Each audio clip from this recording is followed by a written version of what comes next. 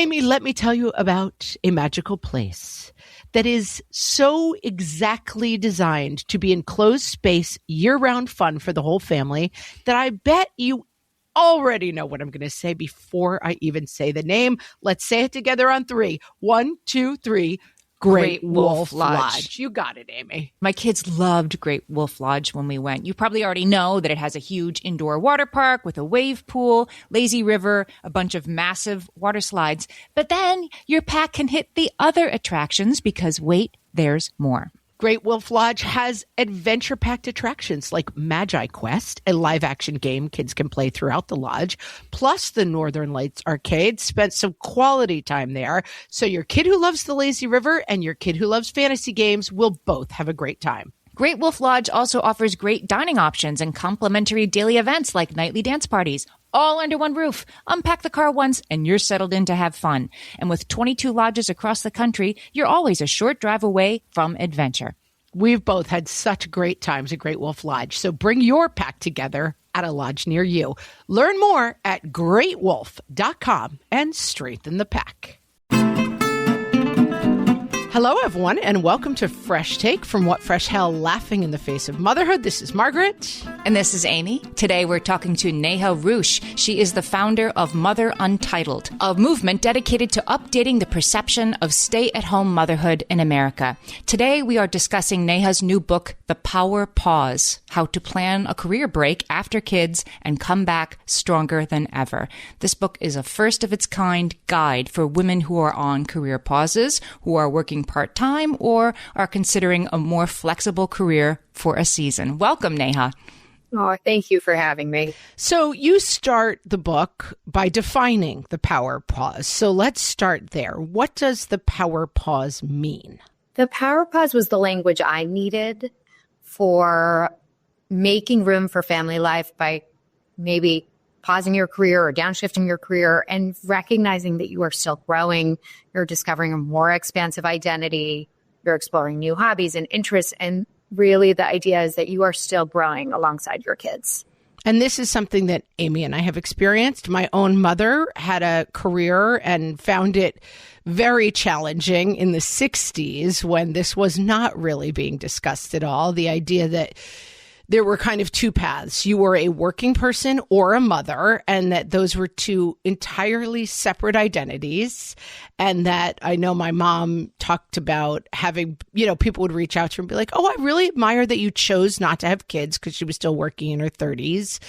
And it does feel like in our generation, and hopefully for the generation after ours, these are becoming more integrated identities, but we're not there yet, right? Somehow. I think we're getting there. And I think, the goal of this book is really to add another option on the table, because I think that's what we're all seeking, is more options to make it work and to play in the long game of work and family. And you're right. I think we were looking at much more black and white, antiquated notions of stay at home or working. And the reality is, as you both can speak to, is so many more of us exist in between. And we're the goal of this book is that we can ultimately be able to dial up or dial down or exist in between with more support, less shame, and dare I say, a little bit more joy. We had Gabrielle Blair on a few weeks ago talking about her book, The Kids Are All Right. And sort of the central point of that book is when we were thinking about our kids becoming independent adults of their own, we can feel very stressed when they seem to be straying from the one clear path. But her whole point of the book is there is no one clear path. Maybe we don't go to college. Maybe the job you thought you'd have was an AI job. Maybe you can work from home. That these strict boxes we think our kids need to fit into don't exist anymore anyway. And so is the power pause about reframing that for yourself, that the possibilities are endless instead of I have to do exactly what I did before, even if it doesn't work for me anymore? I think we're all sort of re-examining the ideas of boxes, right? Our culture has loved putting people in boxes. That's how we make sense of the world. And I think for a really long time, especially in this last couple decades, we've attached a lot of our self-worth and identity to the box of what do we do, right? And when we part with that as ambitious women, when we say, I'm going to step off this one clear path. It does bring up this identity crisis that, well, then who am I if I'm not a brand marketer for so-and-so organization, right? Like I lost that very pithy way of answering, what do you do? And had to face, well, the alternative was stay-at-home mother, and that didn't quite fit either, right?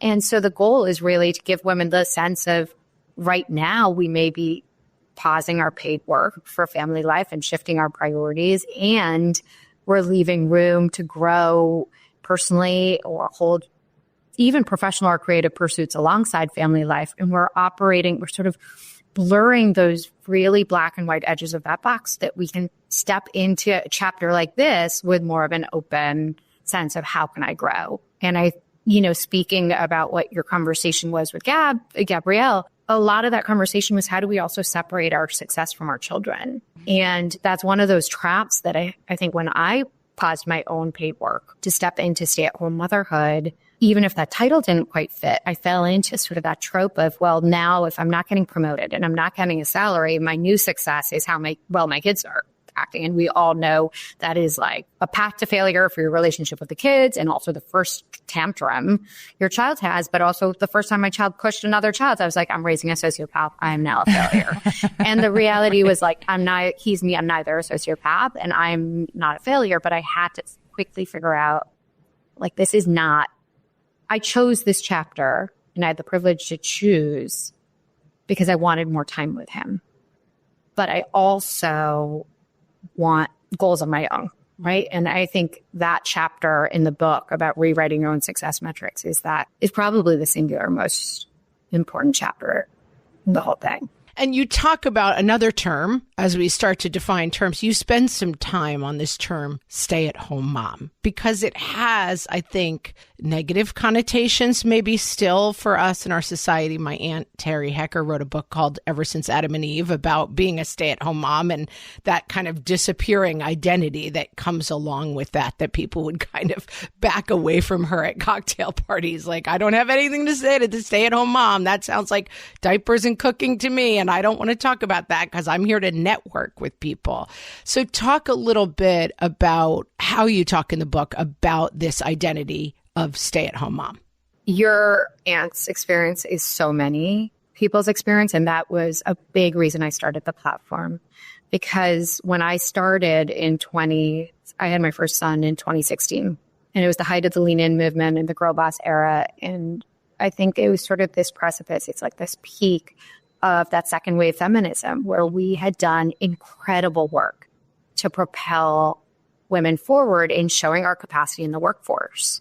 But what we did was we left behind anyone making room for family life in the 1970s with this caricature of what a stay-at-home mother is. To this day, if you we ran a survey across the country, 1,200 at-home parents, but 1,000 members of the general population. If you ask people what they think of with a stay-at-home mother, they'll say June Cleaver. If you ask them what the working mother looks like, they'll say Michelle Obama. One is fact and modern, and one is total fiction. And the reality of that character of the 1970s is that we've come such a long way since then, right? We have women having children at the average age of 30, and so they've clocked in more work experience. They have more equitable relationships with their partners, right? The dads in two-parent households are spending 3 times the amount of time with their kids. They have access to tools and technology, whether they're creating or podcasting or writing or taking online classes in accounting, right? Like they are finding ways to grow and stay connected. And so this whole stagnant, static image that would stuck with just didn't fit. And then by sheer nature of the linguistics of stay-at-home mother, stay at home implies shut in and stuck in one place, and working is like an active verb. So just by nature of that, we're saying like you over there are just in one place, and we sort of associated her with like pleasant homemaking. And so women are just getting counted out as soon as they step into those career breaks or a chapter of stay-at-home mother. Also, the word stay is permanent. It's a stay-at-home mom. It's not a right now at home mom. It's permanent, it's finite. And speaking for my mom, who was a stay-at-home mom and darn good at it, I think women like her, and there are women today, the whole trad wife thing, it's like, don't tell me that this isn't honorable and wonderful. And yes, it is. And it is. But I think they feel like the backlash is coming from working women as opposed from society, right? And we end up being pitted against each other. So is this book, if there's a woman who is a stay-at-home mom and intends to be one for the foreseeable future, is keeping her options open, will she still find herself in this book, The Power Pause? How would she approach this idea? Well, the book really follows the arc of preparing. So it really tackles some of the themes around identity, which I think applies to everyone making sense of their ambition and feminism and how they're making choices, whatever those may be in their work and family. It tackles finances. And I think that's really important in terms of being able to walk through this stage, feeling like whether you're going to be at home forever or at home for a season, to be able to know that you're contributing and to be able to have those dignified conversations with your partner. I think that is like the bedrock of being able to walk through the stage with your head held high. And then the middle section really is about how do I set up this stage of life with intention so I'm not just floating through it, but I am recognizing myself as a separate individual who, the way we dignify our time is with goals, and to be able to set authentic goals, whether they be personal, whether they be professional, whether they be family oriented. I think that sort of prescriptive guide to be able to do that so that this stage in life can feel like yours too. I think that piece sort of is universal, but followed with how do I then set up a day to day with my kids so that they feel oriented towards those goals and so that I'm thriving alongside them? How do I get scripts and solutions for getting help? And then that last section, which I think you're speaking about, really is about the possibility, right? It's about how do I use this stage to connect with other parents and women and professionals so that I am expanding my network? How do I use this time to discover more about myself in terms of hobbies? And then the last section really is about how do I put it all together and tell the story so that I have more options available to me if and when I return. And whether or not you are returning to the paid workforce, you are still doing work of value. You are still growing.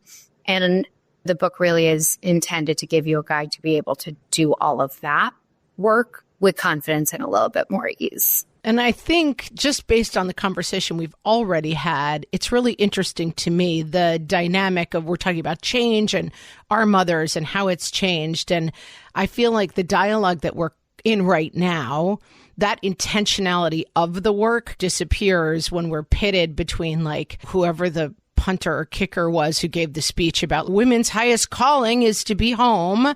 There you go. Or the trad wife, like I'm in my beautiful dress stirring and braising oxtails or something in my kitchen.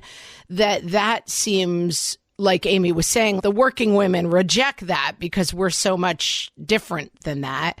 But the book does kind of bring the identity of strength and intelligence and purposefulness into the space of staying at home, that they don't have to be like, you're either kind of mindlessly stirring batter while looking beautiful, or you're giving a PowerPoint in the front office, and that those two things are diametrically opposed somehow. Correct. And I think that other piece, which is so important, that has been what the quote unquote mommy wars have relied on, is this idea that one is better than the other. Right. And what we know in all the research is that whether you work out of the home or in the home or exist in between, the kids are all right as long as they have one secure caregiver, that they understand that they are safe and loved. And by the way, we had tremendous research in the book, especially around the section around permitting yourself to get help as a home parent, that actually having other responsible caregivers helps a child's security. So if we can sort of set aside that people are making a choice because it's better for the kids, then we can own the choices for what they are, which is the choices we're each individually making that works for our families, and that we're always shifting. And I think that was what was so damaging about Harrison Butker's content. The trad wife content we can also dive into, but it's this idea that we are stuck in one decision forever. That is our one role, when what we know is we are always evolving. We're always shifting. The data shows us that 1 in 3 women working out of the home right now are planning a pause in the next 2 years. 1 in 2 are planning to downshift their hours in their next 2 years. 90% of the women who are on pause aim to return to the workforce. right? So we're all shifting to make room for family life. And we see it with this boom of freelance and entrepreneurship, right? There's just so many more of us just trying to figure out a way to work on things we care about, family included, do good, make money. And I think we all have more in common. We're more alike than we're different, really. And so stepping into that just helps us come together, which is what we need now more than ever. More options and more togetherness. We're going to talk about a foundational issue around the power pause, which is finances. We are talking to Neha Ruch, and she is the author of The Power Pause, How to Plan a Career Break After Kids and Come Back Stronger Than Ever. We'll be right back. Hellions, it's time for some spring cleaning, and I don't just mean the coat closets. Doing your financial spring cleaning can actually be super easy when you let Monarch do your financial spring cleaning for you. One dashboard that gets your entire financial life organized. No more clutter, no more mess, no more logins scattered everywhere, just accounts, investments, property, and more, all in one place. Get your first year of Monarch for half off, just $50 with promo code FRESH. Monarch allows you to look not only at what you've already spent, but also to plan for the future. With Monarch, you can set savings goals, plan for big purchases, and notice spending trends before they become a problem. I can generate cash flow reports that show me what we spent this quarter, this month, what we're probably going to spend next month, and feel prepared, organized, and knowing how to plan for the future. No more surprises and a lot more clarity. Try Monarch. Use code FRESH at monarch.com to get your first year half off at just $50. That's 50% off your first year at monarch.com with code FRESH. All my kids learned to swim when they were little. It was super important to me that they be confident and safe in the water. There was only one problem with that, taking them to swim lessons. I mean, the pools were freezing. There were always cranky adults doing laps right there. And it was definitely not, for any of us, what you would call fun. Amy, heard. But now there's Goldfish Swim School. Goldfish takes a really thoughtful approach to swim lessons, combining research-based teaching with a warm, kid-friendly environment that actually helps kids thrive in the water. Every detail at Goldfish is thoughtfully designed to create a golden experience, from shiver-free, warm indoor pools to comfy waiting areas for parents to professionally trained lifeguards on deck. Goldfish uses an approach called the science of swim play, which combines guided play with proven teaching techniques to help kids learn to swim, build water safety skills, and gain confidence, all at their own pace. Lessons are designed to meet kids exactly where they're at. If you've been thinking about swim lessons or just wondering where to start, this is a great opportunity. Right now, Goldfish Swim School is offering a waived membership plus your child's first lesson free at participating locations. Just visit goldfishswimschool.com/free to find a location near you and enroll using promo code FREE. That's goldfishswimschool.com/free, promo code FREE. My favorite skincare products actually feel more like self-care, like they're so nice to put on and they smell so good that I'm actually happy when I get to that part of my day. And I swear that is how I feel about Osea's anti-aging body balm. Amy, you are usually the lotions and potions queen on this podcast, but I have to say, hard agree. Osea's anti-aging body balm is a liquid silk body balm that combines the lasting hydration of a lotion with the firming power of a serum, leaving skin smoother and firmer. This body balm is clinically tested and designed to deliver visible results you can see and feel. So we've gotten to use this product for a couple of months now, and I swear I have really noticed firmer and smoother skin, like on the back of my hands. It's like getting a mini spa treatment from head to toe. Get a spring-worthy glow with clean, clinically tested skincare from Osea. And right now, we have a special discount just for our listeners. Get 10% off your first order site-wide with code FRESH at OseaMalibu.com. That's 10% off your first order with code FRESH at OSEAMalibu.com. So you spend a lot of time in this book talking about finances, how finances affect this choice, and how to make a plan around finances. This is something we talk about a lot on the podcast in terms of the conversations sometimes we don't have. Like, well, I just want to be home, or I'm tired of my job, or I feel I should do this. But this is foundationally a decision that is very rooted in finances. So take us through your approach and how you start to talk about the connection between home finances and the power pause.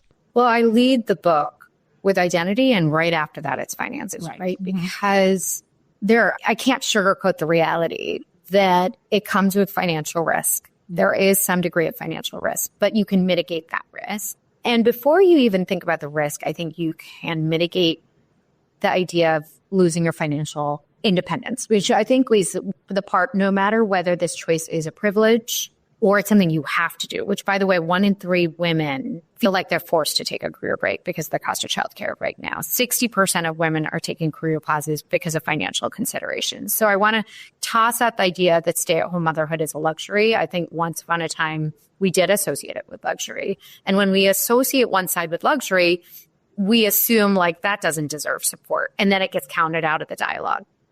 Right. And I think it's not to say working out of the home is a luxury. It's to say that the privilege is to get to choose. So then once we move past that, I think this idea that we all universally contend with is if we have clocked in a decade in our career, we have experienced financial independence and financial worth.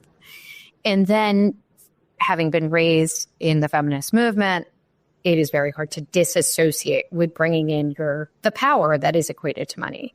And so it takes some real dialogue with, in the case of a 2-parent household, 2-partner household, to decide why is one of the partners making this choice? How does it benefit the whole system?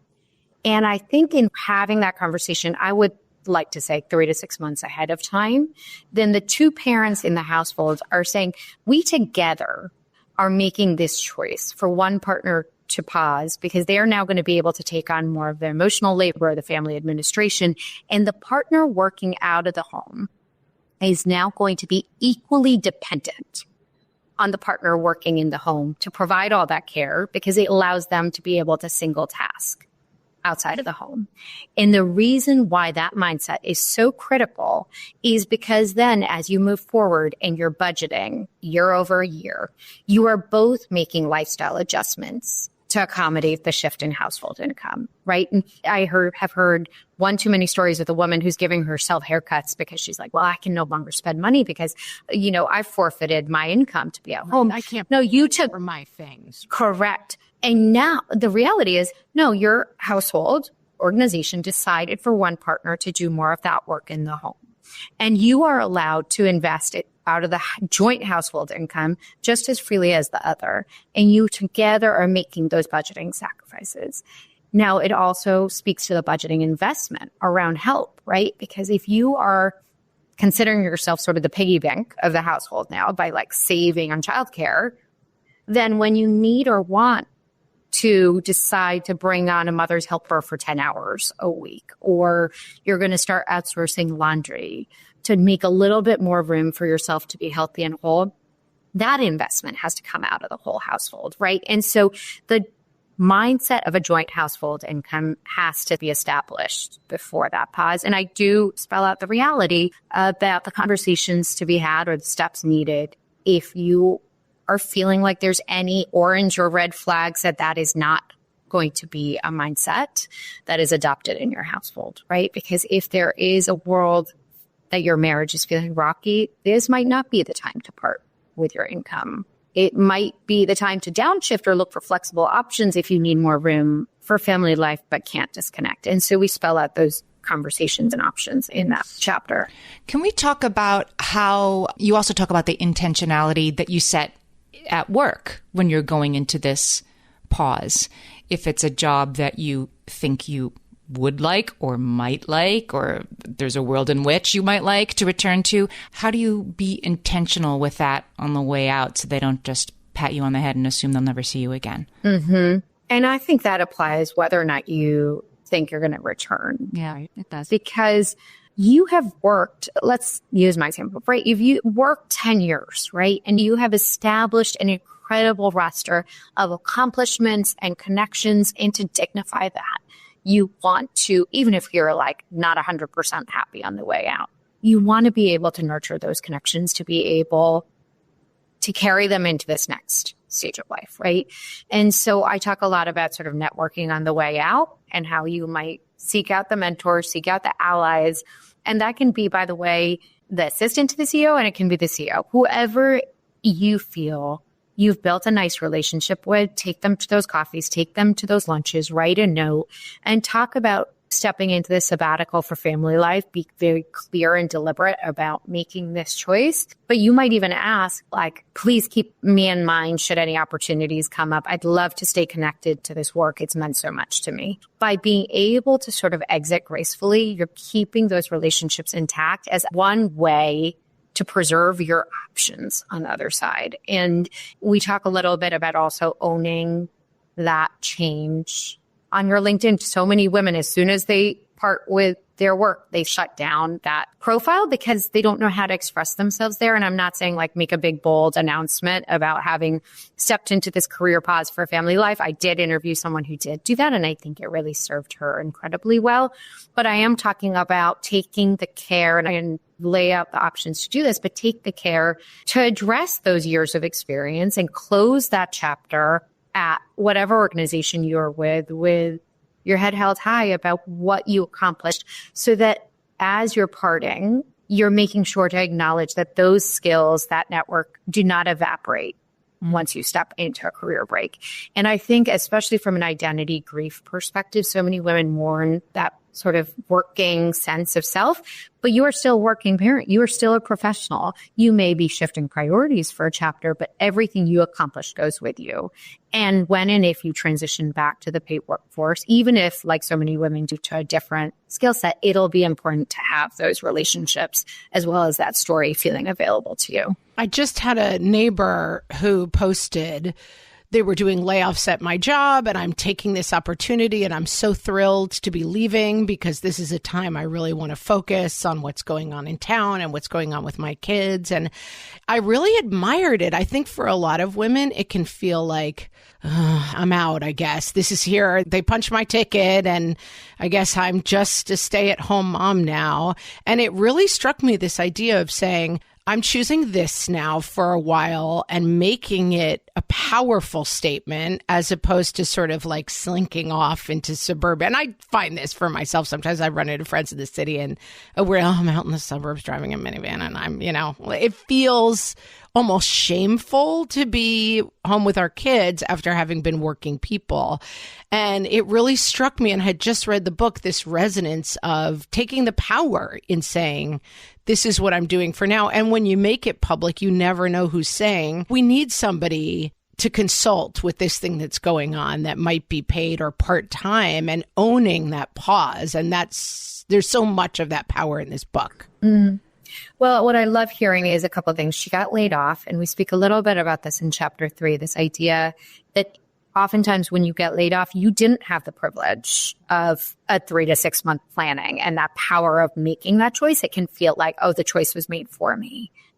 And you get to take the agency back when you choose it for yourself, when you take whatever package you were given, whether it was 2 weeks or whether it was 3 months, and you use that to intentionally think, am I going to, start a job search, or am I going to start to think about how I can use this next few months or next year for my family life? And then what else she said in that statement was, I'm going to use this to dive into my community. She talked about spending time with her kids, but she also opened herself to the possibility of figuring out new ways to express her ambition and her interests and her identity. And I think that part of it, being open to the other ways to stay engaged, what she's doing there is she's reshaping everyone's perception of time at home, because it's not just in the home, right? It's volunteering, it's taking classes, it's reconnecting to her old network, it's exploring old hobbies and passions, it's getting involved with nonprofits. There's so much that happens in the fringe hours of family life. And I love that she took that back for herself. Neha, I wanted to revisit something you said in the first segment, which was that goals are how we dignify our time. I had never heard that before. I love that. And it seems to me that's what you're saying with this. So if you are in the pause, you're listening to this, and you're feeling a little stuck, a little concerned about the on-ramp that's to come, how do you set goals that dignify your time? I think it can be really hard when you first step into pause oftentimes a pause or downshift is at a time of transition. So it's normal to feel like, oh, I got to get my sea legs. Like I'm transitioning to 2 kids, or my child is a teenager and we are just in it with mental health issues that we're navigating. But when you sort of come up for air and you feel that nudge of, oh, I'm floating a little bit and I feel like my time is just passing me by, that's a good moment to really take some time to figure out, well, if this chapter is still a chapter of my life too, it's not just about the kids. How do I want it to serve? And people might say, well, I don't know what I want to go back to yet. And it's not about going back. It's about moving in the direction that you're growing intentionally, right? And so I talk in the book about a few ways to do this, but my favorite one that I've shared now is write your ideal day in 3 years, like down to what you're wearing, how you're feeling in your body, who you're spending time with, what your day's structured like, what you're spending time on in terms of projects. And oftentimes it will reveal to you just little interests, or it might, if you're talking about how strong you feel or silly you feel with your kids and that dynamic, it might mean, well, I want to feel sillier in my family life, which was that was really a goal. And then the metric under that was I'm going to have a dance party every Monday. That's how I'm going to start my week. And it's small and it's measurable. And at the end of the year, I feel like I moved forward toward this thing I really want. And then creatively or professionally, it was, I've always loved content. I now have the stage of life where I can be a little bit more free to dabble. I'm going to start writing again. And in the beginning, when I was with 2 kids under the age of 3, it was, I'm going to write 3 blog posts a week. That was it. And on a personal level, it was, I want to feel less reactive. Reactivity had been a thing. We were speaking about this before, about your episode with Mina Dubin. Reactivity is a thing that is really challenging for me. And that doesn't get pushed quite like a toddler can push it. And so that was a real deep personal goal that I wanted to use this chapter of my life to work on. And so for a while, it was like, listen to a podcast every week. Then it became, okay, start a meditation practice, 5 minutes every morning, right? And so there are these really authentic goals that aren't about promotions and they aren't about salary raises, but they are deeply authentic to and aligned with how I envision a successful day in a few years. And I think for women, that can be a really perspective expanding exercise that when and if they do return to the workforce, they're bringing all of that incredible experience with them. We're talking to Neha Ruch. She is the author of the new book, The Power Pause, and we'll be right back. Amy, when I'm having a good hair day, it usually makes my whole day better. And that's why on every day, I'm taking Nutrafol. Nutrafol is the #1 dermatologist-recommended hair growth supplement brand, and it's the #1 hair growth supplement brand personally used by dermatologists. Nutrafol's hair growth supplements are peer-reviewed, NSF certified for sport, and clinically tested. Nutrafol offers multiple formulas for men and women, tailored to different life stages and lifestyle factors, so you get support that's actually right for you. Adding Nutrafol to your daily routine is easy. Order online, no prescription needed, with automated deliveries and free shipping to keep you on track. Let your hair be one less thing to worry about. See visibly thicker, stronger, faster-growing hair in 3 to 6 months with Nutrafol. For a limited time, Nutrafol is offering our listeners $10 off your first month subscription and free shipping when you visit Nutrafol.com and enter promo code LAUGHING.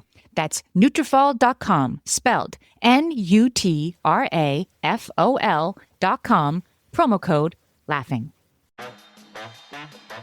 At DSW, we ask the important questions, like, what shoes are you going to wear?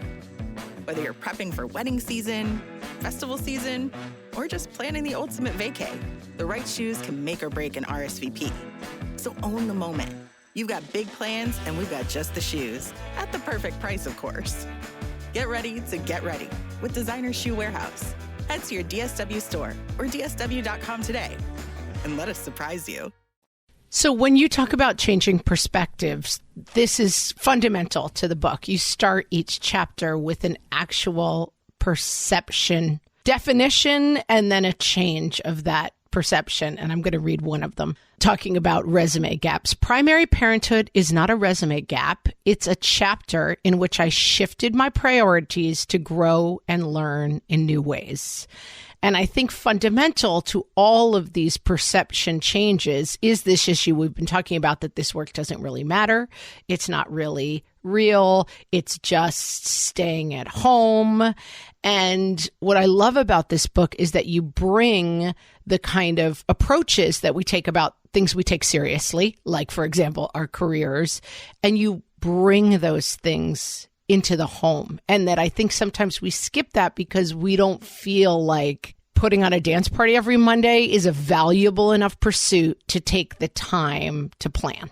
And we not only diminish that work, but we also have trivialized motherhood to diapers and laundry. Right. All right. And anyone can do that. So you'll just be another person who steps into diapers and laundry, which everybody does.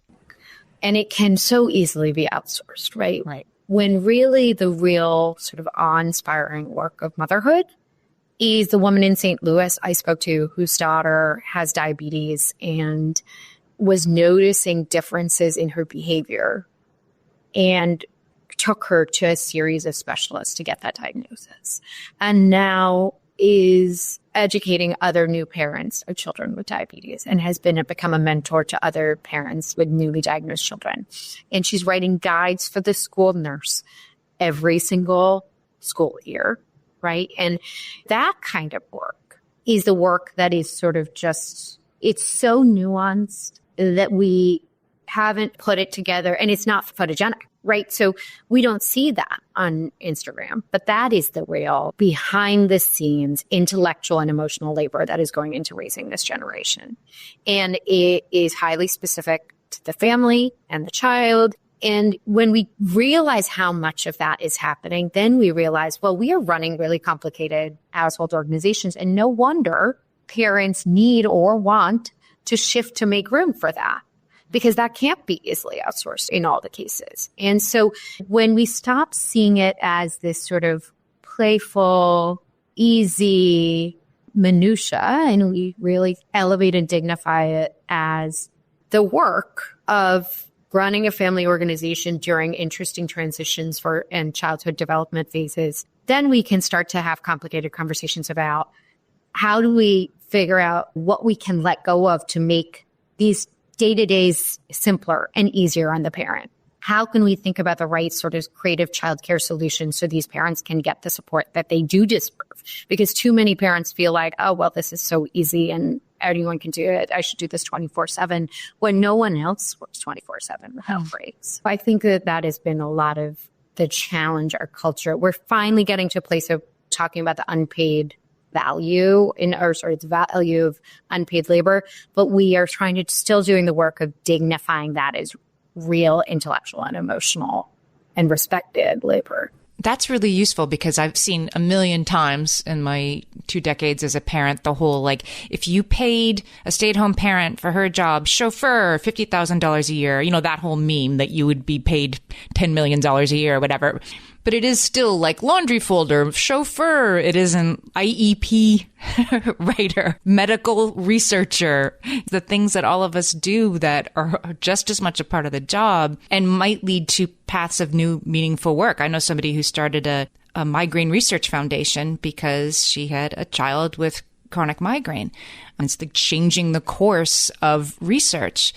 Not all of us have that thing fall into our laps or have the financial independence to create our own new job. But when you can make it happen, it's pretty exciting. Well, 70% of women who have taken a career pause will say it has changed their perspective, right, on work, regardless of socioeconomic means. And I think exactly what you're speaking of, we're all coming up on the different problems and challenges and joys our family encounters, right? And oftentimes, I think the boom of women and mothers specifically in entrepreneurship is one part because women are trying to figure out how to make work for them. And it's another part because we are constantly solving problems in our family life. And then we're like, oh, how can we solve for or advocate or help other people solving that problem? And so I think that there's a really interesting path to those passions and interests in this stage of life. I see it over and over, but I also see it in a really like fun and uplifting way. I was in Philadelphia speaking to a group of women last week, and there was a woman who introduced herself as a retired lawyer. She'd clocked in 12 years in law before having her first child. She has a toddler now, and she's discovering storytelling again through her child's eyes. And she'd always actually wanted to be a bookseller. She'd always wanted to have a bookstore. She can't go and open a bookstore yet, but she's volunteering her time to help bookstores, independent bookstores, gain their footing in like obviously an interesting economy. And so you start to see how parents can use this stage of life to actually expand their connections outside of the ones that they'd sort of had by the water cooler. And now it's happening in baby groups, or it might be happening on playgrounds or PTA or at the drop-off line. And then they're actually allowing themselves to discover new interests through the way that they're spending their time. And that's where the real power happens, even if they don't ultimately go to that, right? Like I interviewed this woman, Chanu Richardson, also a lawyer, had been at sort of a top 5 firm, moved from London to San Francisco, had her 2 kids, and actually did dabble in content creation, podcasting actually, and then realized it wasn't really going to be for her, but she was so glad that she could express her creativity, build new connections that way. And she actually ended up going back to a large entertainment firm as an in-house counsel 4 years after. And the dots always connect backward. But when we talk about portfolios of work experience, it's not just the traditional work experience, right? Like we talked a little bit in the last segment about respecting all of the work accomplishments you had prior to children. And then you're adding on top of that all the non-traditional connections and advocacy and volunteering. And then you're figuring out, well, what's that going to lead me to next? And I read this book last week to prepare, and I find myself having conversations with my kids and the visibility of who we are in our own work and trying to put that in front of my kids. And I have a son who was just working on an essay, this historical essay, and you need to find 3 proofs and examples. And he said, well, do you have to do any of this at your job? Like, you don't have to write historical essays. I said, I am constantly putting together documents and pitches and reaching out to people and trying to explain who I am and what I do. And it is exactly the same as a historical essay in that I introduce what I'm trying to say, and then I find 3 pieces of proof. And I think that giving voice, and even as we make financial decisions, if I'm not working and dad might be working, this is what's happening this year. Next year might be a little thin because I'm going to go out on a limb and try to make something happen. And I think that that's something that I've become much more aware of, is saying, I used to do this for a living. I've changed jobs, but back then, and that's why I'm really good at helping you read this play and break down what it's about, because I did that for years as a writer and actor. And that I found it very useful in reading this book to revisit the idea of power in all things. It's not just, as Amy was asking, it's not just the pause because you're getting ready to go back and you have to keep one eye on this. It's the power of saying, like, this was part of my life, and that's why I have this aptitude in this other area. And I found that so useful. Well, and I love that you're changing the way in which we're speaking to our children. I found myself recently talking a lot about right now. Obviously, as I get ready to put this book out into the world, we're looking at a different work schedule, and I'm traveling more, and I'm not home until 5:00. And that's new. That has been new for my kids since this past school year. And we sat down at the beginning of last fall and had a dialogue about how the goals of this year look a little bit different, how dad's going to be doing more of the pickups right now, and how we're going to get to reevaluate in the spring.